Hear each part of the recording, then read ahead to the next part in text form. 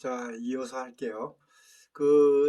제가 1월산에서 내려와서 이제 그 도사님의 배려로 부산에서 자리를 잡고 이제 일을 하게 되는데, 그때는 제가 어떤 제가 법당을 차리거나 뭐 신당을 차려놓고 하던 게 아니고, 우선 그 도사님의 권유를 받아들여서 저는 낮에 주로 공부하면서 어, 호출이 있으면 가서 일당 받고 일해 주는 거예요. 그래서 이제 저는 전 시간에도 말했지만 이런 어떤 꽹과리 치고 목탁 치고 이런 행위는 안 하겠다고 선을 그었기 때문에, 음, 그래서 저는 뭐 솔직히 말씀드리면 지금 음, 뭐 웬만한 제자들은 다 알고 있는 반야심경이니 천수경이니 이런 것들, 저는 사실 불경 중에 유일하게 아는 거는 반야심경입니다. 전 반야심경을 뭐 나름의 어떤 그 깨달음의 어, 어떤 계기가 된 그런 경문이라고 저는 보거든요. 반야심경은 뭐 불경이라고 꼭 선을 그을 필요는 없다고 보는, 그건 나중에 제가 설명을 드릴게요. 근데 어쨌든 음, 가서 제가 하는 일은 이제 그 무당들이 좀 뭐라 그럴까, 전발이 좀 약하죠. 그러니까 뭐 그냥 또 나름의 뭐 어떤 관법이 있으니까 지나간 과거는 좀 조금 맞출 수는 있어도, 제가 볼 때는 솔직히 좀 조잡한 수준이 솔직히. 그런데 왜 거기에 이제 그것도 제가 연구를 많이 했어요. 그런데 제가 처음 그 도사님 소개로 이제 알게 된 김보살이라고 있었는데 나이가 60대였었어요. 그런데 그 양반도 참 성실하고 아주 소박하고 검소해요. 그리고 양심적이고 그런 분인데, 손님들이 오고 그러는 걸 제가 이제 구경 삼아서 옆에서 처음에 보는데, 이 점사가 아무래도 약한 거야, 점발이. 그래서, 그리고 제일 중요한 이제 이 풀어나가는 방식이, 좀 수준이 그러니까. 왜냐, 국졸이에요. 학력으로. 제가 이거 학력을 지금 뭐 이게 차별해서 얘기하는 거 아닙니다. 오해하지 마세요. 저는 학력 따지는 사람 아니에요. 근데 어쨌든 너무 무식한 거야.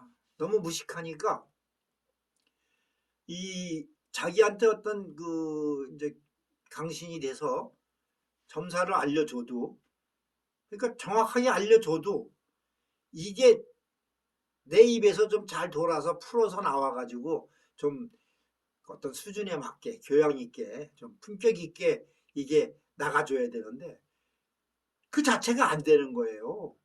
그러니까 뭐 좀 무식한 말이 자꾸 나오니까 점사가 정확히 맞는다 해도 그냥 뭐 보통 사람들이 알고 있는 게 그 무당들의 좀 아주 나쁜 그 행동이라고 보는데, 뭐냐면은 말 탁탁 놓고 너 그랬구나 뭐 이런 식으로 그냥 손님한테.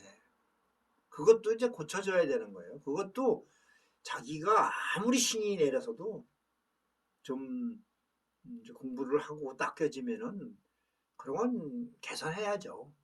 그래서 자기가 똑같은 말이라도 좀 품격 있게 할 줄 알아야지. 물론 제가 뭐 서울 쪽에서 만난 그런 또 대단한 보살들은, 대학까지 나온 보살들은 또 달라요. 음. 그런데 또 물론 장단점은 다 있어요. 그런데 어쨌든 그 어떤 품격이나 품위 이런 면에서 좀 문제가 있다 보니까, 그러니까 이 본인도 그런 걸 아니까 깨닫고 이제 항상 그게 딜레마였던 거지. 근데 이제 내가 합류해가지고 내가 이제 옆에 상 하나 놓고 앉아가지고 이제 점사는 내가 보고 뭐 이런 식으로 된 거예요. 그런데 이게 웃지 못할 일이 생겼어요. 뭐냐면은 이제 나는 나이는 좀 있지만 이제 나는 갓 내려온 산에서 내려온 도사잖아. 그러니까 손님한테 이제 생년월일 받아가지고 내가 이제 명리학으로 철학으로 풀어나가는 거야.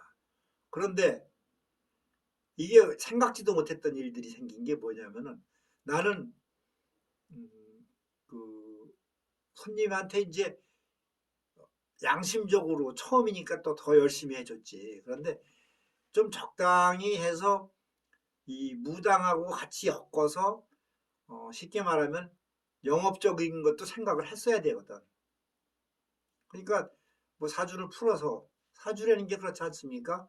우선 사주팔자를 푸른 다음에 운의 향방을 보고 과거와 현재 또 앞으로 미래를 이제 점쳐주는 게 그거 결론은 그거 아니에요. 그런데 이제 무당들은 그런 과정조차 없으니까 이게 이상하게 흐르는 거야. 그런데 명리학은 그래도 막 엄격히 학문이잖아요. 그러니까 이게 딱딱 구분이 되는 거지. 그래서 당신은 어쨌고 어쨌는데 앞으로 어떨 것 같다. 사람들이 제일 중요한 건 이제 앞으로 어떻게 살 것인가, 무슨 뭐 돈을 언제 벌 것인가, 제일 중요한 거지. 땅이 잘 팔릴래나, 뭐 기타 등등 뭐 애가 합격할래나, 뭐 이런 것들을 이제 궁금한 게 많지. 그러니까 궁금한 거 서너 가지 받아서 내가 적어서 얘기를 해주는데 이게 보통 무당과 대화를 하게 되면은 어떻게 흐르냐면은 그렇게 해서 아이고 조상이 해방을 놓네 아니면 뭐 조상신이 노했네 풀어드려야 돼 이렇게 나갈 거 아니에요. 그러면 구술해야 되는 얘기잖아. 그럼 구술해야 무당도 수입이 들어오는 거 아니야. 짭짤하게 먹고 살아야 되니까 무당도. 그런데 이 김보살이라는 분은 진짜 복채도 조금밖에 안 받았어요. 그리고 양심적으로 하는 분이라 굿도 그냥 크게 안 해. 괜찮은 분이라고 나는 봤어. 아쉬운 것이 그 워낙 베이스가 무식하니까 그게 좀 아쉬운 건데. 그러니까 이 사람도 또 나 같은 사람을 이제 찾게 된 거고 소개로 이제 알게 돼서 내가 가서 그런데 문제는 뭐가 있냐면은 이게 선수가 이제 주전 선수와 후보 선수가 바뀌어 버리는 일이 생긴 거예요. 이해가 갈 거예요 아마. 내가 주장이 된 거야. 나는 그냥 보조를 했어야 되는데 내가 너무 잘 나가면 그러니까 내가 잘못이에요. 그건. 내가 그걸 몰랐어요. 솔직히 그냥 그땐 고지식하고 또 초년병이다 보니까 그냥 잘하려고만.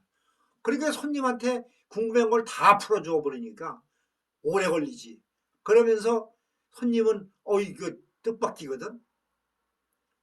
그러면 그러면서 내가 이제 무당하고 연결을 해서 구술하게끔 유도를 해야 되는데 거기서 끝나버린 거야. 내가 그냥 답을 주니까 어떻게 사업도 어떤 식으로 해야 되고 뭐 남녀간의 뭐 그런 불륜 같은 것도까지도 내가 얘기를 해주고 이혼하면 안 된다. 뭐 이혼해라. 뭐 이런 식으로 구분을 해주니까 맞고 뭐 맞기야 맞지 또 맞는 데다가 그러니까 손님들은 좋지만 결과적으로는 수입이 줄어드는 거예요. 내가 이거를 요령을 좀 알았으면 참 아쉬워요 지금도. 그런데 또 한편 또 나는 성격이 그런 짓은 못하겠더라고. 또 알았어도. 그런데 어쨌든 본의 아니게 이제 피해를 주게 되는 거야. 이게 한두 번 하다 보니까 김보살도 그렇고 다른 이제 무당도 이게 아니거든. 그럼 뭐야? 무당이 구슬해야 먹고 사는데 그냥 앉아서 뭐 점사나 보고 가면은 손님들이 손님은 땡 잡은 거지. 응? 돈 몇만 원 내놓고 아이고 그게 몇십만 원 몇백만 원짜리 일이 그냥 날라가 버리는 거잖아. 그러니까 내가 그건 참 실수했어요. 뭐 몰라서 그런 거니까. 그래서 전 지금도 그건 참 미안하게 생각해요. 그런데 사실 나는 그때부터 이미 어떤 그 무속 무당질의 회의가 오기 시작한 거야. 바로 이게 아니로구나. 어? 그 그러면서도 또 한참을 이제 다른 무당들하고도 어울려서 또 일도 해보고 했는데 내 생각과는 너무 다른 거야. 그래서 좀 결과적으로 결론적으로 미리 말씀드리면 내가 다시 유턴을 하게 돼요. 난 아니다. 이렇게 해서는 내 색깔도 그렇고 정체성도 그렇고 회의가 너무 와가지고 나 그냥 다시 산으로 돌아갈란다. 그래서 공부 더 하고 더 도사돼가지고 다시 내려오던가 해야 되겠다. 이런 생각을 갖게 된 거예요. 근데 어쨌든 그렇게 하면서 그 무당들하고 이제 교류를 하면서 그러다 보니까 이게 은근히 소문이 나면서 또 이게 웃기는 일이 이제 무당들이 찾아오는 일이 많이 생기더라고. 그러니까 무당들이 자기 팔자 자체를 운명을 무당도 모르는 거야. 그건 사실 누구나 마찬가지야. 나도 그래. 중이 제 머리 못 깎는다는 말이 딱 맞는데 소문나니까 애동 제자들 특히 이런 무당들이 답답한 애들이 이제 찾아오는 거야. 그래서 내 것 좀 봐주세요 이렇게 되는 거야. 그러니까 이게 분위기가 묘해진 거지. 그래가지고 처음엔 뭐 무당들 사주 비슷해요. 많이 풀었는데 그러니까 막 무당들이 막 에피소드가 많아요 참. 그런데 그러면서 내가 이제 어떤 선생님 비슷하게 넌 이런 식으로 하면 안 돼. 뭐 이런 식으로. 너는 어떻게 해서 공부를 어떻게 해야 돼. 이런 식으로 잡아나가니까 이제 그 무당도 또 자기 친엄마가 있을 거고 족보가 있잖아. 그런데 이게 아니거든. 그러니까 이제 그냥 이게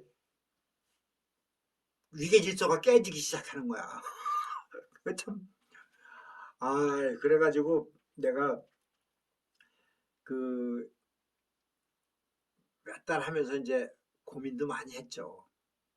그리고 또 하나 이제 그 덧붙여서 내가 설명을 해주는데 내가 이제 일 없는 날은 그 원룸에 앉아가지고 그냥 명리학 책을 독파를 했어요. 그런데 내가 이 자랑하는 것 같지만 여러분들 이 명리학이 보통 학문이 아닙니다. 진짜 어려운 학문이에요. 이건 죽을 때까지 파고들어도 다 못하는 게 명리학이에요. 뭐 다른 동양 철학도 마찬가지지만 그런데 저 공부할 때는 하루에 진짜 서너 시간만 자면서 책만 봤어요. 그런데 그거로도 부족해서 내가 긴가민가 애매한 부분이 있는 거는 숙제가 이제 그러니까 잘 안 풀려. 그래가지고 답답한데 깜빡 졸잖아요. 졸면은 꿈에서 나오는 거야. 그 책이 그대로 책이 페이지대 그대로 해서 꿈에 나오는 거야. 그러면서 누구신가가 설명을 해주는 거야. 처음엔 이게 긴가민가 했죠 나도. 그러나 저는 지금 확신을 가져요. 그때 그 꿈에서 그게 꿈일인지 아니면은 뭐 비몽사몽이라고 그러잖아요.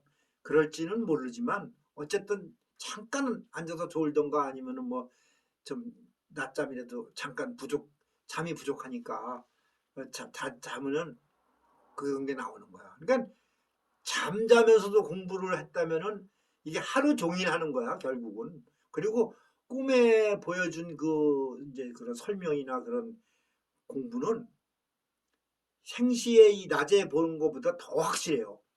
더 빠르고 핵심을 아주 그냥 정확하게. 그러면서 참 일취월장하는 거죠. 잠깐 사이에. 지금 이걸 명리학 하시는 분들이 혹시라도 곡해하시지는 마세요. 저는 명리학을 평생의 업으로 살고 있는 사람입니다. 그렇다고 해서 이 명리학을 지금 내가 이런 얘기를 하는 것이 뭐 과소평가하는 절대 아니에요. 이거는 이제 그 공부하는 그런 뭐라 그래야 되나 뭐 방식이랄까 아니면은 그런 과정이나 이런 거를 내가 설명하기 위해서 잠깐 음, 갖고 나온 얘기지 명리학이 그 쉽고 만만한 공부가 아니죠. 아닌데 어쨌든 그렇게 공부를 했어요. 그렇게 하니까 진도가 진짜 빨리 나가죠. 그러니까 내가 이 얘기를 왜 하냐면은 어떤 학문이든지 이 돛줄 제자들은 어떤 학문이든지 완전히 거기에 몰두해서 미쳐야